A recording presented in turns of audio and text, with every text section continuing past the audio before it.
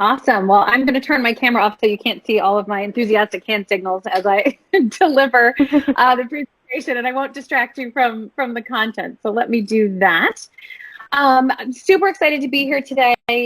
Super passionate about what the power of LinkedIn can be for so many of us. I think because of our current circumstances where we're not getting that great in-person connection with people, it's just a really purpose-built place for so many of us to level up and to go from what I call likers and lurkers to thought leaders, to really showcasing your own expertise, whatever your career goal is on this platform. So we are going to jump right in because I've got lots to tell you. First of all, for any of you that are familiar with public relations at all, back in the day when people used to still pick up telephones, we used to joke that when you get a journalist on the telephone, you had to answer 3 questions before they hung up on you. You had to answer, so what, who cares, and why bother? And so I love framing any presentation I do around those topics. And now I'm, of course, forgetting to advance my slides. Ta-da, there's the title. So now, so what, who cares, why bother? The real answer to so what when it comes to thought leadership and putting yourself out there as an expert, whether you're doing that on behalf of yourself, your brand, your business, your company, is because it used to be that a handshake was your first impression. It used to be if you kind of, had a very strong handshake, people would think, okay, this person, is on the ball, they know what they're doing. And if you were kind of limp and timid and, didn't have a great handshake, people would judge you on that. So, I always like to say that now your digital footprint is your new handshake. It is the way that people make first judgments and first impressions about you. It's the first thing that they kind of see and experience about you before they meet you in person. So that's important. That's really the so what behind all of this. The who cares is frankly that, clients, employers, referral sources, future employers, they do care about what your reputation looks like on LinkedIn, online, and frankly, in your network. And the why bother is because I think we're all kind of in this for the long game, right? I'm an entrepreneur, so my business, is so much part of my brand. But whether you're an employee or you are yourself thinking about going into business one day, that brand that you take with you where you go, that's how you're going to be seen. And that's really going to stick with you no matter where you go in your career. So just for a little level set on thought leadership and kind of how we define it, because I know there's a lot of terms that people use and sometimes it's not clear and concrete. And I always want to be concrete when we're talking about these things. Essentially, thought leadership is, or a thought leader is an individual or a firm that significantly profits from being known as an expert. You become what they call in the parlance is kind of the go-to source, the go-to place. If you need X, you call Susan, you call Jennifer. If you become known for that, and therefore your career and potentially your business and your clients grow. When we talk about thought leadership in terms of how we break it up, and Maggie hit a little bit on this in my bio, we talk a lot at our agency about earned media, which is I think what traditionally people think about when they hear PR. You're being interviewed and quoted in a trade publication, on a blog, a podcast, and that's what we consider kind of earned media. We have then original content, which are things like a blog, a bylined article, an article you've written that appears in a media publication. Original content counts as, things that go up on a website, newsletters, things that you essentially kind of control and create full stop. Social media, as far as thought leadership goes, really focuses on LinkedIn. But for certain industries, if you're in a visual industry, the beauty industry, the art industry, a lot of those experts and thought leaders and professionals are very active on platforms like Instagram. That's a very important place for a very visual business. And so you want to always be thinking for social media as a professional, where are you going to be speaking to your most important audiences? And last but not least, speaking and presenting. An event like I'm doing with you today, you all are experts in your own right and can go out and find groups to speak to, even if it's your networking group that you belong to. Having that 10-minute presentation, that is essentially a speaking gig. And you really need to make sure that when you have that opportunity on that stage, whatever it looks like, virtual or otherwise these days, that you really take advantage of it and think about it as a way to essentially grow your profile. So that's my quick overview. So talking about LinkedIn specifically, let me actually tell you this to kick it off. 562 million people worldwide use LinkedIn. Of that, 146 million are in the US, and 40% of people who are on LinkedIn, so of all of those numbers, 40% visit LinkedIn every day. Now, many of them may be like some of you feel. They're just there liking and lurking. Maybe they're not even liking. Maybe they're just scrolling through the feed. Maybe they're there looking for a job. Maybe they're there, looking to sell to people. Maybe they're there just, kind of stalking a new contact. Maybe they're there just to get good content, but they're there, right? And so it's really, like I said before, a purpose-built place for you to go and be in front of your network. I often call it a living, breathing Rolodex. And because I'm a stickler for structure, I'm going to kind of throw back in the quick so what, who cares, why bother as it relates to LinkedIn specifically. So the so what is really that if you're not taking advantage of your story, of your platform as a LinkedIn participant, somebody else can steal your thunder. And I'm going to give you this example here. Killian is a guy that I met who's a fabulous, brilliant consultant, right? He's got great clients, super, deep pedigree in what he does. And I was meeting him for the first time, so I went to check him out on LinkedIn, like we were talking about. And as his name came up or his profile came up, they do now on LinkedIn, and they've done this for a while, what they do on Yelp. When you go to a restaurant on Yelp and you look them up, they give you their competitors. And they say, well, if you like this, you might like this Chinese restaurant, you might like this other Chinese restaurant, and so on LinkedIn, they will serve up people that meet a similar profile or a similar search to what you've searched. And when I went to look for Killian, Jennifer popped up. Now, Jennifer's face is there. Jennifer's got kind of a cool background. I know she's in New York because I recognize the skyline. And I came here for Killian, but I'm looking around and boy, Jennifer's kind of interesting. She's super active on LinkedIn. I look a little closer. She's writing about the future is female. I'm feeling good about that. She wrote this really cute line in her profile that she's like a cucumber in a crisis. And it took me a couple beats, but it meant that she's cool as a cucumber in a crisis. So I was like, oh my God, she's creative. She's interesting. Now, again, I came here to see Killian, but Jennifer essentially stole his narrative, right? She took away his story because his profile wasn't as strong. And who cares about that? The people that are looking for you. Again, whether they are employers, employees, business partners, the people that are on LinkedIn can essentially be stolen away by a better profile. So it really can matter. There's Jennifer again. And the last but not least is kind of why bother? LinkedIn ain't going anywhere and they're growing, okay? And especially in pandemic times, this is the place that people are going to professionally network. So get on board or you're going to be left behind. All right. So as if I needed to sell LinkedIn to you a little more, I just want to remind you that when you're thinking about being an expert and kind of showcasing all the things that you know and that you're so good at in your career and your job, LinkedIn is a place to really gain trust by being active and being not just active, but proactive and thoughtful about the kind of things you're sharing there. And we'll talk about what that looks like in a minute. But it's also an opportunity to shape the conversation in an area that helps you, that benefits you. If you're a real estate, commercial real estate person in this climate, people are going, wow, that's really in the tank, or, they may have certain assumptions, but what you can do through LinkedIn is post about the positive news, the growth that's happening, maybe change some perceptions that people might have about your industry right now. If you're in hospitality, there's a huge opportunity to talk about what you're doing or what you're seeing in hospitality that may be different and maybe positive or showing growth. You're also able to build relationships here. I mean, I don't know if anybody else has had this experience, but all those likers and lurkers, I would show up at my workspace and somebody would say to me, somebody who's never given me any love on LinkedIn ever would say to me, oh, I saw that you posted about this, or I attended this webinar you were hosting. And I'm going, wait, throw me a little love here. Give me a comment, give me a like, share my content. But, they were hesitant to do that. Again, probably because they don't understand the platform. And that's, of course, why we're talking today. But you can build those relationships online and offline through this platform. You can also increase brand awareness.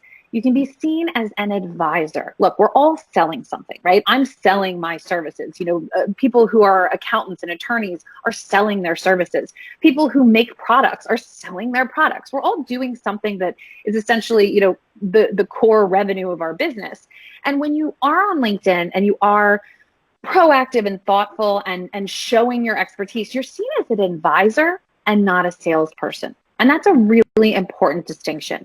And then last but not least, you can stay relevant here and top of mind when people either aren't buying what you're selling, or they're not, maybe ever going to be in that marketplace, but their cousin or coworker or client might be in need of your product or service. So because you're constantly coming up on their feed with interesting information, showing them your expertise and not just telling them how great you are, you're going to stay relevant and top of mind, especially today when we can't clone ourselves for a gajillion coffees or one-to-ones.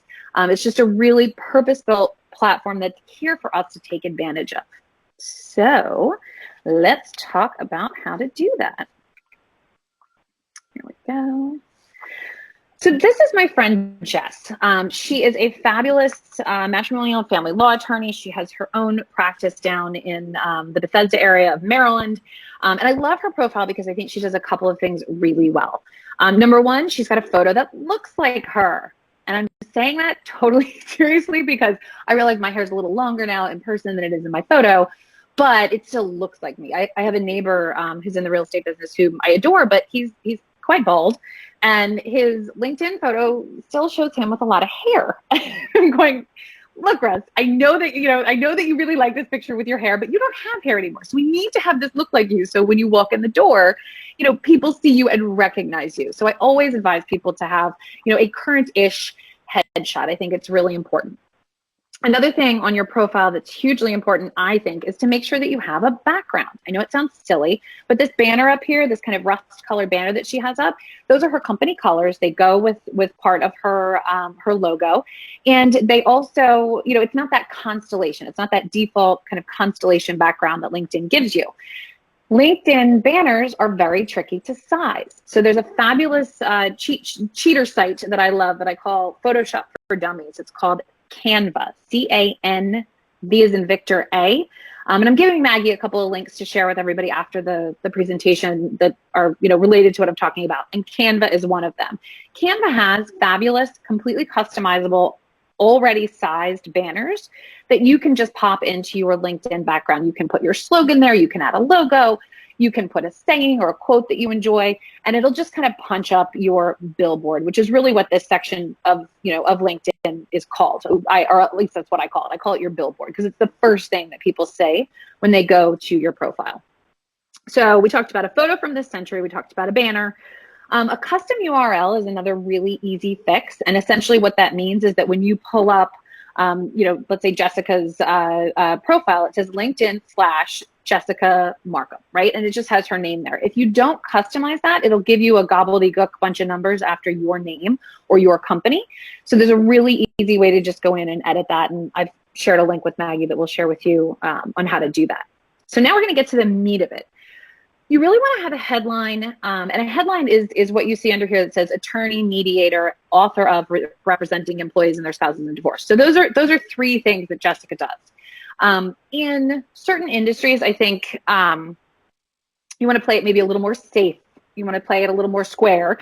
If you're in banking, you're going to want to say, something that's more akin to your title plus, if you have any internal leadership roles, you may want to throw that up there. My LinkedIn, I think it says, I change it sometimes. I think it currently says, brand consigliere, or communications consigliere and brand advocate, right? So it's showing a little bit of my personality in there. It doesn't just say CEO and founder of. So think about what you want to put up there as your title. If you have, a publication, or if you do contribute to a blog, or you have your own podcast, you can always put something like that up there so that it shows that you're not just kind of the title on your experience section. You are able to infuse a little bit more color into that title, into that headline. Now, when you scroll down in your LinkedIn section, you have your About section. A lot of people make the mistake in the About section of talking about what they do. The experience section, which is below that, which looks more like, your traditional resume. Your experience section is really more about what you do and the different jobs you've had and the different responsibilities you've had under each.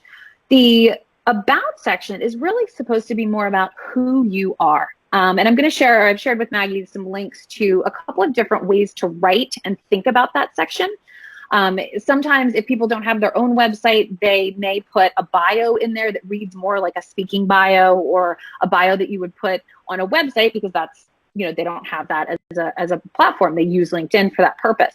But it really should talk about not just what you've done, but kind of what your approach is to your work, what makes you different.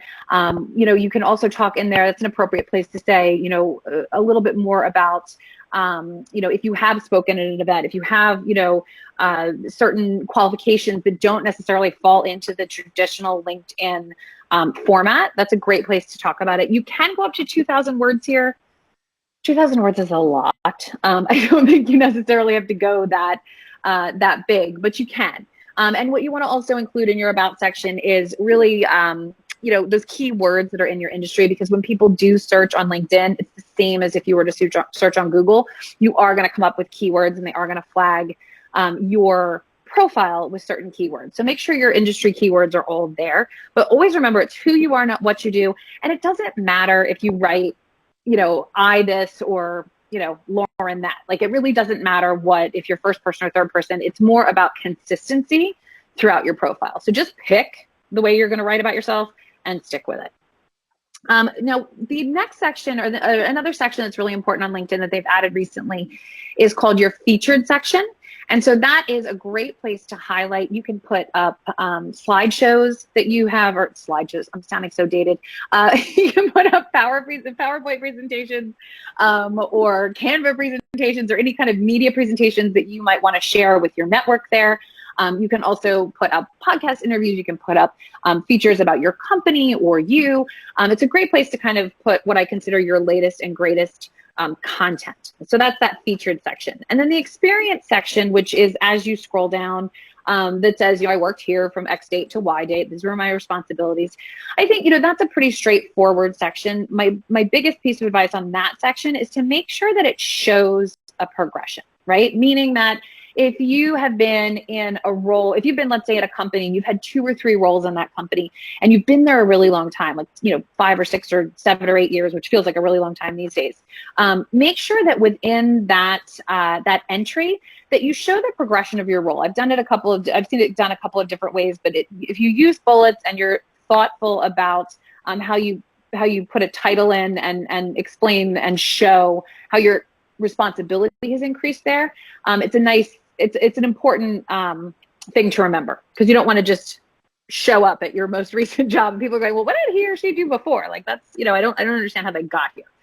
And then skills, awards, endorsements. I think those are all important, but you don't have to go nuts with it.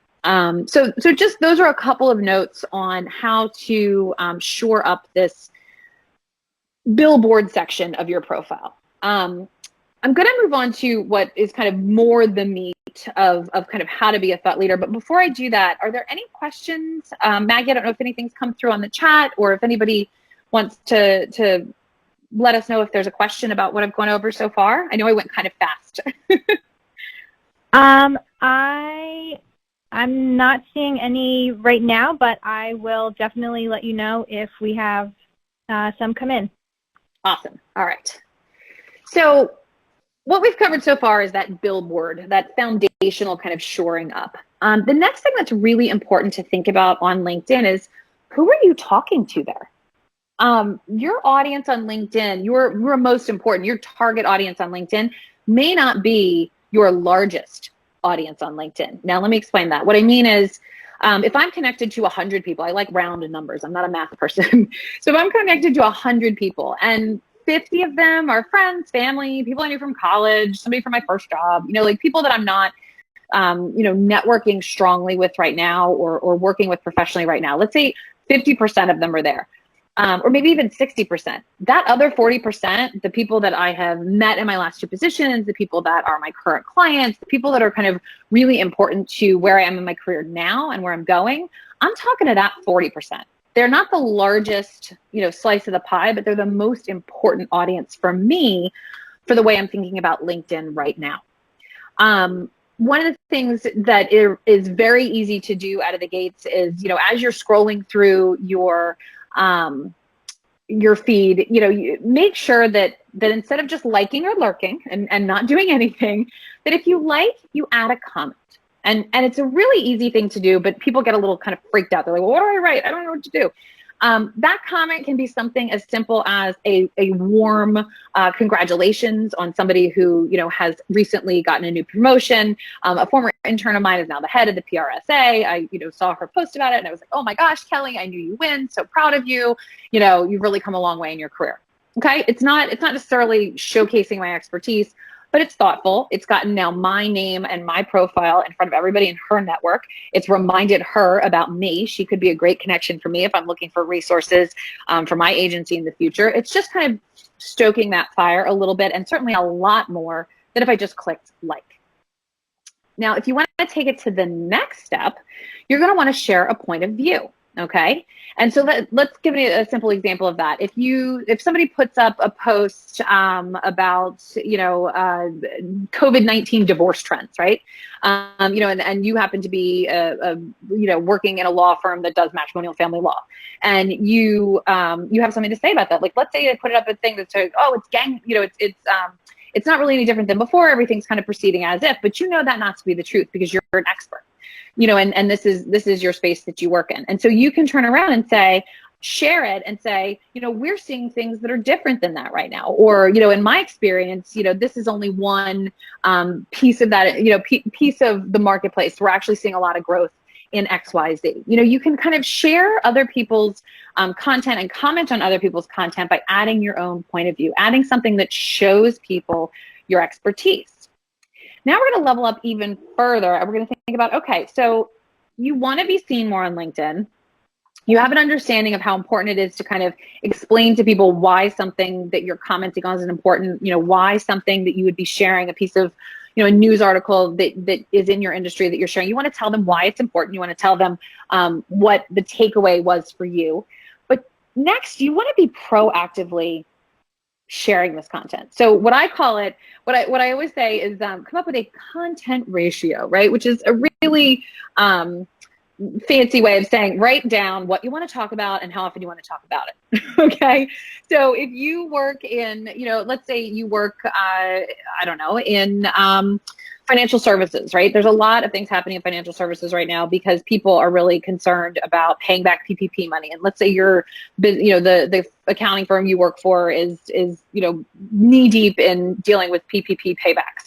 So you find an article about PPP and you share it with your network because you know that the people in your network are going to be interested in that. That 40% of your connections, that audience that is most important to you, it's going to be interested to hear that news. You're who they expect to hear from about this topic because they know you live, eat, breathe, and sleep, in accounting and PPP. So basically what you want to do is kind of sit down and say, all right, if I'm doing 10 posts a month, I like my round numbers, 10 posts a month, I want 5 of those posts to be information from around the web, news stories, blogs from your company, information from around the web that is going to be of interest to your LinkedIn network. And then you're going to share that in a regular cadence. You're going to commit to X amount of posts a week. But of those 10 posts a month, 5 of them are going to be that sort of content. Another thing to think about when you're looking at, filling out the rest of those 10 posts is there content that's coming from your company that you work for? Are they on their LinkedIn page putting out news articles, blogs from around the corporation that you can then share and highlight? That's a great source of content for LinkedIn. Is there an event that you're attending? Is there a way that you can show people that you're kind of out and networked and busy and connected by saying, I'm attending this event, just wanted to share, hope to see you there, or I'm attending this event because I know this speaker and I've seen him or her before, and they've got a, tremendous amount of value on this topic, please, I invite you to check it out. Or, I'm hosting this webinar, or I'm attending, or my company is hosting this webinar. I'd love to see you there. Any way that you can kind of get that action off platform, that you can engage with people off of LinkedIn by sharing information. And the last thing is passion projects. And I always, people are, I think, a little hesitant on LinkedIn to, get a little more personal. It is a professional platform. But I think what's great about LinkedIn is there is a space for you to show who you are. Okay. And I'll give you an example. There was a woman I knew who was running a company that was very boring. I mean, I don't mean that like that. It was a fabulously successful company, but she was a manufacturer, right? But she happens to have a background in dance. She trained as a ballerina. She, really kind of had this passion in her life, and ultimately, it informed a lot of the way that she ran this company. Her experience in dance taught her discipline and rigor, and it taught her how to be precise and the importance of all of these different things. And so, I said, you can talk about your experience as a dancer here, as long as you connect the dots to it being relevant to your business and your career. So what happened is we found a fabulous profile of a prima ballerina who talked about those same kind of values, talked about those same kind of things that ballet and dance taught her. And this gal was able to share it and say, wow, this really, reminded me of how much my background in dance influenced the way that I run my business, right? And so all of a sudden, Jane, who runs a manufacturing company, stands out as, I didn't know Jane was a ballerina. Oh my God, that's so interesting, right? It's going to make you memorable. It's going to make people have something to remark to you about offline or off platform in a different way. And it's going to just be one other thing to kind of set you apart.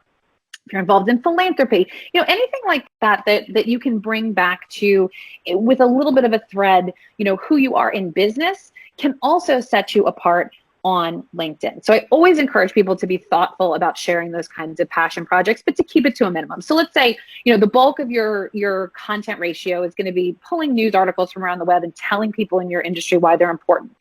Your next most important thing might be sharing company news, right? It may be then that call to action to attend a webinar or, share content with folks that they can then engage with off of LinkedIn. And then last but not least, that passion projects piece. Now, when you think about being successful on LinkedIn, what does that mean, right? You want to measure it. You want to kind of take a zoomed out look at, all right, so I posted my 10 posts for 2 months in a row now. And I noticed, because you can see on your profile, but I can't see on your profile how many views your content gets. So if you scroll down to your activity page and you look at your views, you can actually see 375 views, 285 views right under where it tells you how many likes and how many comments and how many shares you have. So that's a valid metric, because then you can say, okay, LinkedIn has served this up because this content somehow is entering the algorithm and interesting. So there's no perfect answer to kind of what's going to stick. But I think after you do this for a month or two and you're kind of regular in your cadence and the quality of content you're pushing out on LinkedIn, that's again showing and not telling people how much of an expert you are and how much you know, you'll be able to see which posts are getting the most traction, and you can kind of thoughtfully adjust from there. So you always want to be looking at it. I mean, sometimes when I post too much and I'm too on my soapbox about working mom stuff, I notice that my metrics start to go down. I'm going, okay, bring it back. You're more focused, and your audience here is more focused on thought leadership. It's more focused on communication and business. And so I'm like, all right, get off your soapbox, Lauren. Like you gotta pull it back a little bit, because it's just not resonating. And you want to always be kind of aware of those things so that you can be thoughtful about being of service and of interest to your end audience on this platform. So here is the golden rule of LinkedIn. Be consistent.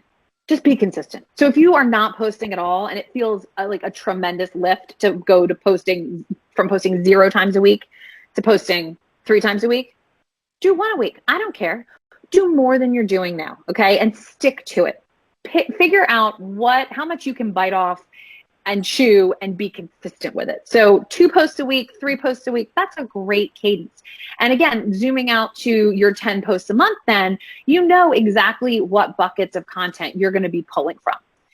Something to think about too, and this manifesto is kind of essentially just writing it down, and it's it's an easy thing to kind of boil down into a 1-pager that you can have on the wall by your desk, or as a Google Doc that you keep up, that you just remember to be consistent with, and you kind of can always go back there and go down, oh yep, this checks off the box. Oh, I've done too many self-promoting call to action posts this month. got to have a little more content, and it just keeps you on track. And instead of making it feel like more work, it actually simplifies it. Something to remember too is on LinkedIn, you have the option to share different types of content. It's not all news curation. It can be an infographic. It can be, you can actually publish on LinkedIn. If you have an article you feel so inclined to publish on LinkedIn, you can do that. You can share video. I mean, LinkedIn video, they're pushing so hard. They really want people to be creating video. So LinkedIn video is a great option. You want to consider too your tone. Some people I know are really eager to kind of come out and be provocative. You know, LinkedIn is not necessarily that platform, but some people really do like to say, well, what do you think about this? Or I like this. Do you disagree? You know, if that's your tone and that's kind of consistent with who you are offline, great. But try to, again, the whole goal of this is for you to be the same person and have that same strong brand and that same point of view online as you do in real life. And so the whole idea is to just make sure that all of these things are tracking and consistent. Again, frequency, pick a frequency, stick to it. Topics, have your kind of your buckets that you do want to talk about. I've got my list up on the wall. It's thought leadership, entrepreneurship, women in business, client news, communications, leadership, and then anything I'm doing. So those are my buckets of content. Everything else, I'm not talking about it, right? You want to layer on that point of view. You want to always tell people if you're sharing an article or an invitation to an event, tell them why they should show up. Tell them why they should read it. Tell them that they've got 3 things in this article that everybody needs to know because you're the expert in your field. And then the last part is just, the last part is really just knowing your content ratio and keeping to it. People are really, I don't want to say easily trained, but they come to expect certain things. So when you're active on a platform, I mean, I think we may think about that more in our social lives, right? Like, you know, I have certain friends who are always posting on Instagram. I have certain friends who are always posting on Facebook. I come to be, you know, if I don't see or hear from them a little while, I'm like, where'd they go? You know, what are they doing? So be that person on LinkedIn that in your network, people are looking for your content. They want to see what, you know, April's posting. They want to see what Ella's posting. You know, they want to see what you're up to, because when you do post, you're making it so that it's engaging and interesting for them. And you are ticking off all those boxes of being trusted, being top of mind, shaping the conversation. You know, people really then come to expect it. So it becomes an opportunity to take advantage of that, and really to own your story here. So the big thing for social media, and specifically LinkedIn, that I hope that you'll remember is that this is really an opportunity, right? This is a place where you can be seen and be seen favorably. You control everything you post. So you can make yourself look really good here. Like, that's the idea. You know, you control the narrative here, and it is an opportunity. You don't have to go crazy. You just have to be consistent. That's always the golden rule that I tell people. You know, decide what you're going to do, write it down on that piece of paper and stick to it. Put it in your schedule, stick a reminder in your Outlook. You know, Monday, Wednesday, Friday, every week, I have on the top of my to-do list, you know, pull a LinkedIn post, right? And the last thing is always add a point of view, even to your likes, or don't bother. It's really, you know, it's almost kind of a wasted engagement if you're just going to click that like button, because anybody can do that, and it doesn't give you anything, and it doesn't give your audience anything. It doesn't give your network anything for you just to click like. So my last, I'm stealing from Nike. Don't tell them. They'll come after me. Just do it. I actually heard, I was at a Manhattan Chamber of Commerce event. Oh dear God, it might have been this year. I don't remember. Time is so fluid. And I heard the CEO of XO Group was speaking, and he was talking to a whole bunch of entrepreneurs, and they were asking lots of questions. You know, how do I know when to do this? And, you know, how do I deal with this new challenge? And, you know, when things are uncertain, what do you do? And he kind of said, look, he goes, I can't give you all the answers. The answer I can give you is just to get out there and do it, right? Like, take that first step, create that action plan, you know, come up with an idea of how frequently you can post, come up with those buckets, take that baby step and just get started. You know, just take one thing that we've talked about today and say, okay, this I can do, this I can apply, this I can start doing, and take it from there and grow it from there. You know, don't let it be so overwhelming. Just kind of start at the beginning. My presentation. Any other questions, any thoughts, concerns? Thanks, Lauren. I'll remind everyone, if you have a question, you can use the chat box, or you can also email info@savvyladies.org. And yes, I see we do have some questions for you, Lauren. So the first one is saying, where do the keywords or search words pull from on the LinkedIn profile? So they pull from, I think, your whole profile, but I know that the about section is kind of heavily weighted in the algorithm. So your about section and your experience section are the two places where you want those keywords to be. Okay, thank you. You talked about this. This question came in before you addressed it, but I'm still going to ask it, and maybe you have some further clarification. The question is, how frequently do you recommend posting? So if you could maybe just talk about that again. Sure. So something I didn't mention. So again, I think the number one rule is consistency. And if you think you can really only do twice a week, but you're doing nothing right now, twice a week is great. Okay, that's 8 to 10 posts a month. That's great. It's a huge improvement. Something that I will tell you, though, is I had a client who had not posted on LinkedIn in a really long time, and we finally got her to post. And because she had been so inactive, that first post got lifted to the top of the algorithm. Like, it got tons of visibility, because look, it's like anything else. They want to reward you. They want to give you that carrot to be active on this site, right? So if you post on LinkedIn after you haven't posted in a really long time, everybody in your network is going to get a special ding, like, oh my gosh, and I'm looking here, I'm picking on people. Janet posted, Janet Torres posted. Oh my gosh, it's going to flag on everybody's, hasn't posted in a while. Here's her latest post. Everybody in your network's going to get a notification for that. So in turn, you're probably going to get a lot of engagement on those first couple posts. So know that. And maybe just be extra thoughtful about what you want to put out there first because of that, right? So when you first kick off, being active on the platform, if you haven't been in a long time, you're going to get a lot of initial attention because the algorithm's going to serve it up so that it's very visible. It will taper off. It's not because of anything you've done, but that visibility will taper off. But the idea is then it's up to you to really keep that momentum going. So again, to the original question, be consistent. Bite off something you think you can really, chew and continue for at least a couple months to sit back then and evaluate. Is this working? Am I enjoying this? Am I getting engagement? Is this really reaching the audience that I want it to reach? Or do I belong on Instagram because I'm in the beauty business? Who knows? You really have to sometimes try these things to make sure that your audience is active on the platform that you're participating in. But most people in business are very active on LinkedIn. Mm-hmm. Okay. Thanks, Lauren. Next question for you is asking if there are any must-not-dos when it comes to. Well, one thing I did also forget to say was always check with your company on their social media policy, because that's going to tell you where your potential pitfalls are with your company. And again, certain industries are much stricter than others. Certain companies are much stricter than others. It's a very good chance that you could go and say, do we have a social media policy? And I go, oh, no. So I think, everybody's situation is very different. I would say that in terms of, don't do's, I personally think that politics on LinkedIn feel very out of sync to me. That's kind of my personal opinion on it. But, that's the other thing too. If you've been on LinkedIn and you've been kind of lurking, if you really are thoughtful about it and look and zoom out and say, okay, what are the things that people are talking about here? What are the things that I'm myself skipping over? I have a client who he's a legit expert, personal finance expert, and all he does is post like, look how great I am stuff on LinkedIn.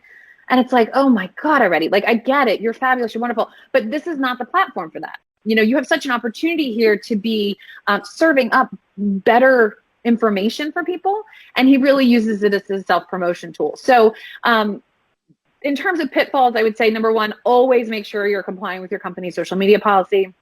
Number two, really, think about how you judge other people in your industry on LinkedIn or in your connections, and look at the things that they're doing that feel off to you, and then always have that don't list. I read you my do list, but have a don't list that is appropriate for you, your position, your company, your place in your career. Okay, thank you. Next question is asking if you have any recommendations on where to put or highlight your resume. I mean, LinkedIn is a kind of a de facto resume. What I would say is that you could probably put it, if you want to make it easy so that you can say to people, my resume is right here, you can probably load it up into that featured section. You can really put any kind of content into that featured section. So if you're actively looking for a job, that might be a great place for you to load up your resume and have it, easily downloadable for folks, or visible rather for folks. I don't know if you can actually download it from there, but at least it would be visible for folks. Okay, thank you. Next question is asking, where does Twitter play a role for professional branding? Oh, Twitter. In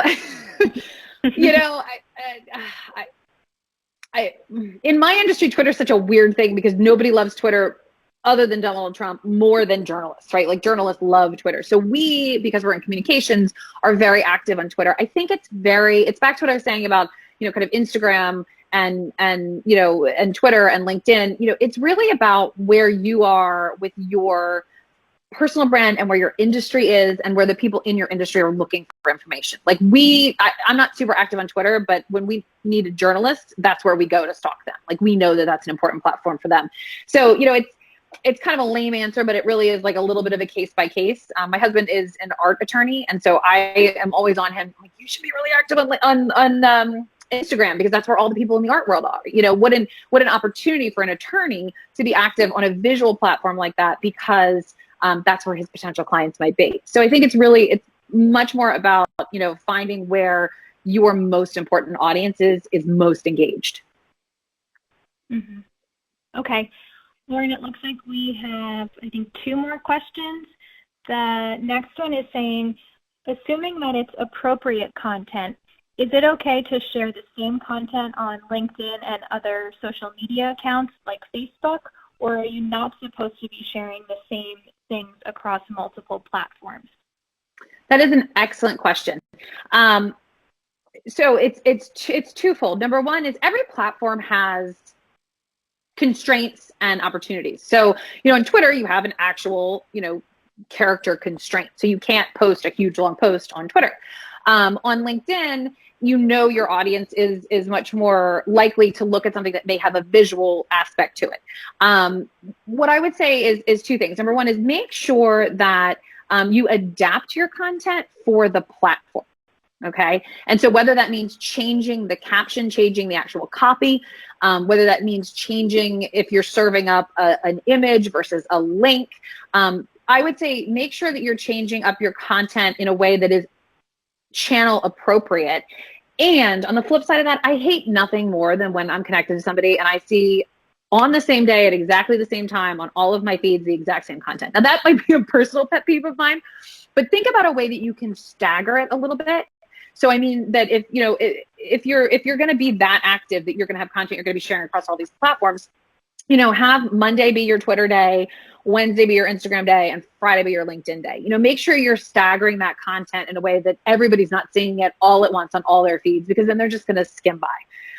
So I think you should be thoughtful about adapting it for the channel and staggering the communications within the channels that you're promoting them on. Okay, thank you. Another question is asking, should you accept friend invitations from just anyone, or should you carefully curate your connection? Should you try to connect with people you don't really know? All right, so those are 2 very different questions. I think the first is, I hate to be giving, well, it depends answers, but again, it's very specific to your philosophy and your industry. I have a dear friend who has a fabulous social media company. She connects with everybody and anybody who's not a direct competitor to her. So that means that if somebody is reaching out to her from India who works in the beauty business and she's a social media person in the beauty world, she's going to immediately connect to them. No questions asked, no problem. On the flip side, I personally, because she was in an event where I was talking about this and she raised her hand and I disagree. I personally feel as though I only want people on my LinkedIn that I have a direct connection to. Maybe it means I only met them at an event, or maybe it means that they attended something I spoke at, or I met them through a networking event or something like that. And even if it's just a little bit of a connection, I really don't like to connect to cold leads myself on LinkedIn. That way, when I say to somebody, take a look at my LinkedIn, let me know if there's anybody that you want me to reach out to or connect you with, 99% of the time, I can make a legitimate warm introduction for people who are looking for that.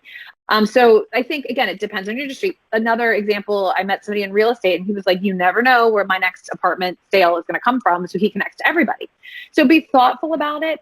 I always do encourage people to go back to their connections and call them occasionally. You know, if you've got like 3,000 people you're connected to on LinkedIn, that may not be a benefit. It really may not be. So I always encourage people to periodically go back at that list and make sure that everybody on there is on there for a reason, even if you don't know them. And then what was the second part of the question? The second part was, should you try to connect with people you don't really know? I think, so I'm not an expert in whatever the advanced LinkedIn is, where you can you get all the in-mail bonuses. I can't remember what it's called right now, but where you get all the in-mail bonuses so you can directly contact people through LinkedIn. You know, I think they only give you X amount if you have kind of your basic free membership. But when you have that Sales Pro or Sales Plus, I don't remember what it's called. When you have that version, you can do a lot more of that direct outreach. I would say it can be done well, but it's going to take time. So if you're going to reach out to somebody cold, make it not a cut and paste email that maybe has the wrong name or isn't really personalized to them. If you're going to be making cold outreach, try to connect to people on LinkedIn, make sure your cover note is spot on. Make sure that there's a real reason for them to want to engage with you. Otherwise, you're probably wasting your time. And again, back to talking about, you know, networks. Like I love to be able to have somebody say to me, go on my network, see if there's somebody there you want to be connected to, because an off-platform email introduction to somebody, you know, through somebody that you already know could get you, you know, to complete that connection much faster and in a much more meaningful way. Mm-hmm. Okay. Well, and people will disagree with me on that, but that's, you know, that's my 2 cents. Okay, great. Do you have time for one more question? Sure. Okay, this is asking if you should use handles on LinkedIn and tag others.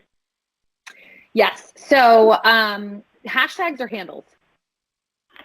It says handles. Okay. So essentially your handle on LinkedIn is how you tag people. So if I were posting about this webinar, I would probably want to tag Maggie, right? So I would use the @ symbol and start typing her name in, and that would pop up. And that's a great way to, when you're posting about something that's really specific that you know that person would be interested. Like I know Maggie would be super excited to comment on a post about a Savvy Ladies webinar. So I, of course, would tag you. I think when you know it's somebody who's going to want to engage with that content, absolutely. And if you're sharing that person's content, they don't always get a ping when you share it, when you click that share button. So I would also re-tag them in that post. The thing that can go a little sideways with it, there's a couple people that just tend to tag me in lots of things, like all of their posts, and it starts to feel a little spammy. So I would say use it thoughtfully when you tag people in your posts. But I will say too, hashtags, I mean, I don't know how much people really use hashtags on LinkedIn. I think they're much more searchable on Twitter and on Instagram. But, you know, it's fun to put a few in the bottom. I think it shows that you're fluent on the site, that you're, you know, and especially if you're tagging around an event or around a particular topic that maybe your company is tagging or a conference is tagging, you know, definitely use your hashtags that way as well. But, you know, I think it's important to tag people as long as you're not overdoing it and spamming folks. Mm-hmm. Okay, thank you. Lauren, those look like all of the questions that we have, and I just wanted to share that I'm seeing some messages in the chat and email thanking you for the presentation today. Awesome. Says, thank you so much. This was a good start for me to take on LinkedIn. Thanks so much. So I think everyone is very thankful for all of the tips that you shared. Yep, and I'm seeing some more comments as well, thanking you. So I want to thank everyone for joining us. Thank you so much, Lauren, for speaking today and taking the time to answer our questions. And also, as Lauren mentioned during her presentation, we will be sending a follow-up email which has links and more resources that Lauren mentioned today. And if anybody has any specific questions, my contact information is up here on the last slide. Happy to chat with you. And I just, like I said, I encourage everybody just to, take control of your digital footprint, take control of this platform that is a living, breathing Rolodex and an opportunity for you to be active in front of your network in a time where it's really hard to get in front of people. Okay, thanks so much, Lauren. Thanks, everybody. Bye-bye. Take care. Bye-bye.